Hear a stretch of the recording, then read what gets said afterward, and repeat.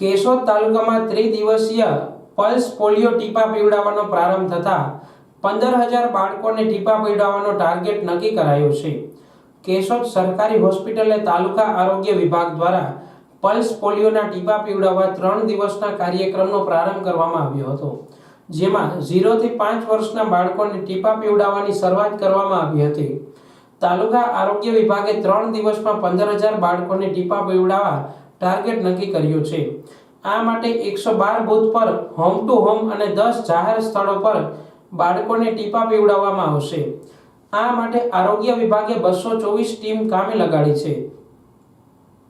આ પ્રસંગે જિલ્લા અધિક આરોગ્ય અધિકારી ડોક્ટર રવિશંકર ઝા, તાલુકા હેલ્થ ઓફિસર એનજી ડાભી, ધારાસભ્ય દેવાભાઈ માલમ, તાલુકા પ્રમુખ ગોવિંદભાઈ બારિયા સહિતના આગેવાનો અને હેલ્થ કર્મચારીઓ ઉપસ્થિત રહ્યા હતા। જી નમસ્કાર, મારું નામ છે ડૉક્ટર રવિશંકર ઝા। હું જૂનાગઢ જિલ્લાનો અધિક જિલ્લા આરોગ્ય અધિકારી છું।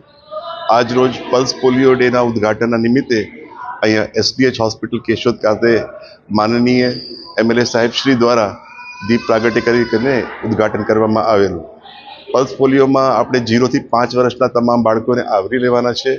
કેશોદ જિલ્લામાં જે આપણે આયોજન કરેલું છે એમાં 112 બૂથ છે અને 5 ટ્રાન્ઝિટ છે અને આશરે 15,000 પ્લસ બાળકોને આપણે પોલિયોના ડ્રોપ્સના પીવડાવવાના છીએ અને એ કાર્યક્રમ સફળતાપૂર્વક રહે તો હું તમામ કેશોદના અને કેશોદની આસપાસના પીએચસીના આવેલા જેટલા બી લોકો છે એમાં ઉત્સાહપૂર્વક ભાગ લે અને 0 થી 5 વર્ષના જેટલા બાળકો છે એને બૂથ પર આવીને 2 ટીપા પોલિયોના ડ્રોપ્સના વેક્સિન લે એ મારું આપ સૌને આગ્રહ છે।